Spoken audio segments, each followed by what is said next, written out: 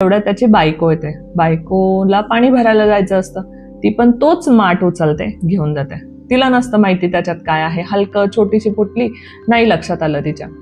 आणि पाणी भरायला गेली तशी ती पोटली वाहून पाण्यामध्ये गेली. तर तिला वाटलं काय कपडा वगैरे पडला असेल, काय असेल, तिने एवढं काय लक्ष नाही दिलं आणि गेली परत. परत तोच प्रॉब्लेम. तिसऱ्या दिवशी परत श्रीकृष्ण आणि अर्जुन चाललेले असतात आणि परत हा भीक मागत असतो. तर अर्जुनाला आता वाटतं, अरे हा परत कसं काय भीक मागायला आला, तर मी हे दिलेलं. तर तो विचारायला जाणार तोपर्यंत श्रीकृष्ण हात पकडतात, म्हणतात थांब. श्रीकृष्ण जातात तिकडे ना, 2 रुपये त्याच्या त्या जे वाडगं असतं त्याच्यामध्ये टाकतात आणि निघून जातात पुढे, काहीच बोलत नाही. आणि अर्जुनाला पण म्हणतात काय बोलू नको, हात धरून त्याला घेऊन येतात परत.